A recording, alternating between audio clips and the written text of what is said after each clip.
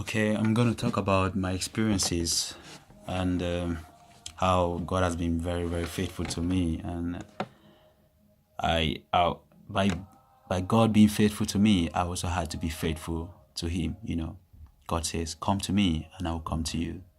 God is not going to come to you and be pleading for you to come to Him. No, you're going to first of all open your mind, open your heart to Him, and He's going to come in. I'm going to give an example of a time when an incident, not an example, an incident when God came to my life, and when He really showed Himself to me. By then I wasn't, should I say, I didn't really know God that much, but because of what I'm hearing, about Him, and I was like, okay, I'm gonna put God into test, without even knowing this Bible verse. I said, test me. God says, test me. He said we should test Him, and we will see what He will do to us, what He can do to us. At this time when I was in high school, I put God into test, and while in high school, I've always aspired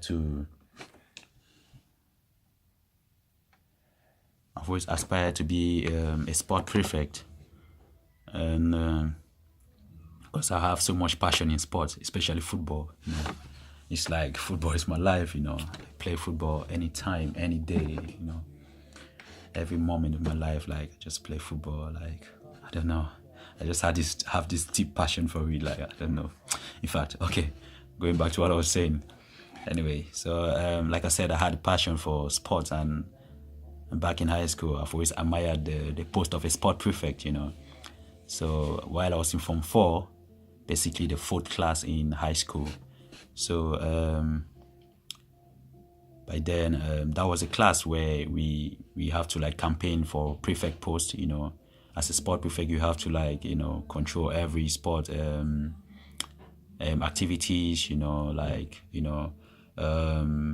Every sport, like drafting out like the sport games and other competitions. Like you have to be in line with all those things, like getting the balls out and making schedules of sport activities. There's a lot of things to think about, like in terms of sport, like and all the sports. It doesn't matter whichever sport it is. Like it's not only about your own sport, like your desirable sport. Like okay, like for me in the case of football, I wasn't just like to care all about the football aspect.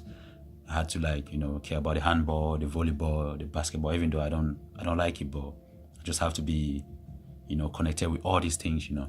So anyway, while I was in Form 4, we had to apply for the post of the assistant prefect, for assistant prefect. So I actually wanted to go in for the assistant sport prefect. With assistant sport prefect, you just have to assist the sport prefect, in let me say in doing running some errands and things like that. So, but sorry, and before applying for this post, like you have to there's some screening processes like that the teachers and the discipline department have to go through when you apply for it, and they have to look into your records, your school records, if you've had any discipline council. Discipline council is when you've had some punishments, you've had some discipline warnings, sometimes because I was in a boarding school, we've been fenced, the school has been fenced, and you're not supposed to go out of the school during school period, because we stay for the whole term, the whole school term. Then during holidays we go out, so you're not supposed to go out of the school except you're on permission. So if you break the bounds, breaking bounds, going over the fence or tricking the gate man, in order to go out and things like that.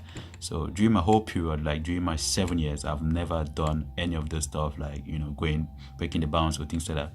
So for the first 4 years, I've never done that. So during that period, 3 weeks before the discipline council, before the before the election, before applying for the prefect post and all these sort of things, we had a sport event that we usually have every year. It's called the Principal Cup. Like, so we usually have that like every year between the Presbyterian schools. So during that year, we were supposed to have it, like to organize it. We were to host it in our school, PSS Bafford. So, and unfortunately, that period I was playing, like I was selected to be amongst the school team, but we in Form 4, we were like about 5 of us that were selected to go in for this, to join the school team. But we're not playing, like we actually didn't play well, just selected like to keep on training with the school team. So 5 of us, like, we went in for the football, and during the sport events, we attended the sport events, but we didn't play. We stood on the bench. We stood on the bench and watched all the games, and cheer for the other players, our leaders. So we cheer for them and as they were playing. But the issue was, before the sport events, our coach actually came and told us that like the school jerseys are not enough. The football jerseys are not enough for all the players, since we've got like more than the expected number for the players that we're supposed to take into for the sport events. So he said we have to like get our own jerseys. So, but he said we have to get them on our own extent. So we had to buy our own jerseys. So during that period, we contributed money, and the 5 of us, we contributed money, and we sent someone to get us the jersey out of the school. Someone was on permission. We sent him to get the jerseys. The same, it was this Barcelona jersey. So we got them, and we actually wrote our names on it because, like, for just like show off, because like we're not going to play anyway. So, and it's our own like private jerseys. So actually, we didn't know that the law was for us not to like wear jerseys at that time that has our names on it. Even though our principal already like announced it, he gave an announcement that we're not supposed to wear such, jerseys with our names on it. Like, it should just be the school jerseys. It should have the school's name on it. But we didn't write any school name with like our names on it. So like just showing off, we wrote our nicknames on our jerseys and things like that.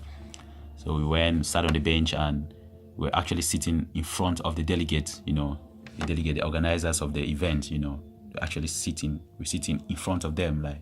So the person, the moderator, he actually saw everything, saw the jerseys and saw our names on it. Like, I don't know what happened, like, and our principal saw the same thing, after he gave the announcement, he actually saw the names on it. So he was so furious, So after that, but he didn't do anything at the moment. So I think 1 week after the events, like, we had the discipline council, he had to punish those who went out of bounds, those who like committed some crimes, things like that. So we were shocked that our names came out, when they put the list in public, they put the list out, the list of those that attended the discipline council. Our names were 5 of us that were there, that had the jerseys with the names. Our names were there on the list. So we're actually shocked, but it wasn't so. We're shocked, but in other sense, we were not shocked because we know what we've done. So anyway, they punished us gave us a 4 days punishment. We had to dig stumps. That was hard. That's a really, really hard punishment. Back in the days, seriously, we had to dig stumps. Like, our small muscles by then, our muscles were really, really, really small. To be digging muscles, taking big like dig axe, to dug out stumps is really, really stressful, man. And we had to do that like during our studies, while studies are going on, we are out there working, and so it wasn't really easy because we're lacking behind, with our studies. But anyway, we did the punishment, and during the election process, during the election period, when we had to like apply for the different different prefect post. So our housemaster, Mr. Ngers, he came in like one day to our class, and he made an announcement. He was like, if you've ever had any discipline council or attended any discipline council during that period, just forget about it. Like, your names are not going to be out, for any prefect post, like to go in for any prefect post. And we thought he was really joking, And after that, after he came and made the announcement, then he came later on and shared the list out, like, the application list. So we took the application form. We took the forms, and we went back to our dormitories, to fill in the forms. But before we filled it, like, we had to talk in between us, like the 5 of us, that our names were that we actually attended the disciplinary council. So during that period, like it was, I think, I don't know, like I can't really imagine what I can't really explain what really happened that period. Like, I didn't really know God that time. I didn't really know God, like knowing His word, like really know it deeply. But I just had some stuff, in my head that kept on running around, like telling me to not do this, to not do that. So during that period, like we went back to our dormitories, and we the five of us, we stood and we're talking about discussion about if we're gonna apply for it or not, because we've already been told that if you had any discipline council, you cannot go and apply for any prefect post. So, and on the form, it states that if you've had any discipline council, there's a question that says, have you had any discipline council, yes or no? You have to tick one of them. And it was quite a difficult decision for us to take, and we discussed, and I told them it's better we speak the truth, and whatever things that comes, whatever decision that they take, let it be so. And my other friends were like, oh, okay, we'll see. And we separated, and we all separated, and I went back to the dormitory, and I really prayed. I was like, God, just direct me on what to do. Like, I really want to say the truth, but in the other sense, if I say the truth, maybe I might not be selected to go in for this post, for this prefect post, and which is something that I really, really, really want. This is a post I've been looking for. Like I've wanted to get into, like, all my life, all my high school life. So, but I had the voice of the Holy Spirit just speaking to me and telling me, just do what is right, and say the truth, and the truth shall set you free, like, seriously. And I ticked in the place of, have you ever worked and done any discipline council before? And I said yes. I just ticked it, and I was like, God, I've said my truth, and I leave the rest to you. Whatever decision that is to be taken, let it be so. I'm going to accept any decision. If it's that I'm not going to go in for the post, let it be so. And so I ticked it, and my other friends, I didn't know what they ticked at that moment, what decision they took at the moment. So we all submitted our list, our forms. We submitted them, and and after about 3 to 4 days, after about 4 days actually, then the discipline council board, they sat down and they took the decision on who are those to go in for the post. So the list came out. The list of those who have been selected came out, and my name wasn't there. I was really disappointed, but in the same light, I thank God anyway. I was like, okay, God, I pray to you, and that's it. This is the outcome, and I took it the way it came. And I was just like, God, but I kept on hearing this voice, this voice that kept on speaking to me and telling me, have peace, like, just be calm, and, wait for your time, wait for God's time.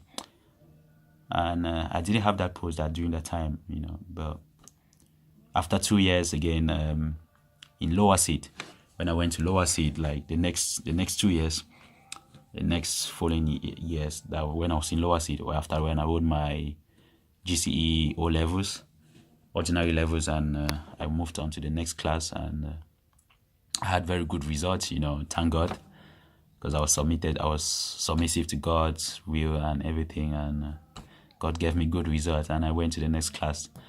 And during that period, that was a class where I was to go in for the real post, like for the main sport prefect. That's when I had to apply for the main sport prefect. And with that, during that period, God made it. I was so obedient, and had very, very excellent, and in fact, very, very good results. And I went in for the post, applied for the post, and I was selected, like, with no pressure at all. Like, my name came out with someone else, like with one of my friends, and so we both went in for the post, like. But I'll tell you, during that period, like, that's when I knew, like, that's when I knew that I had enemies, that's when I knew I had haters, people really, really hated me, especially girls, like, they were all on my head, like, trust me, bro, that's a period in my life when I'll never, ever forget, like, it's still in my memory, like, fresh. My God, like, I knew I've done so many bad things to people, but trust me, that was the worst moment of my life ever. Like, I would sit, like, I was just hearing voices, people telling me, oh, you're never gonna be the sport prefect. Whenever I walked out, people just keep on telling me stuff. Oh, you're wicked, you're this, you're a flirt, you're that. Like, I kept on having all kinds of negative names. Like, it was just ringing. Wherever I go to, I keep on hearing people's voices, speaking to me, and I was like, wow, what's all this? I was like, God, what have I done to deserve all this? But one thing, like, I never for once, like, thought I was going to lose this sport prefect post. Like, I said to myself, I'm going to have this post. This is my time, and this is the time that God has set for me, and this post, no one's going to take it from me. Like, so I just kept my calm. Like, whatever people say, I was like, okay, and I moved away. Wherever I go this place, girls keep on telling me, oh, you're not going to do this because you're wicked, you're very wicked, and we're never going to let you be the sport prefect. I was like, you just waste your time because God has already said it, and that's it. You can't do anything about it. And I moved away. And as God had planned it, I was selected, for the sport prefect post. And that's all God's work, And during the period, like, I did my best to be the best, to do my best, like, in my post as a sport prefect. I did my best, like, during the period I had so many challenges, but I cannot say like I was the best sport prefect ever, but sometimes we do mistakes. Sometimes I was like forced to, I was like, should I say, not forced, but like tricked to, like, into favoring my classmates, because I was like in upper C, like the last class in high school. So sometimes we like suppress, the junior students, which is something that I know it is wrong. So, but sometimes, like, whenever I was like, oh, I had this voice, and the Holy Spirit speaks to me, and I'm like, oh no, you don't have to do this, just be truthful, and be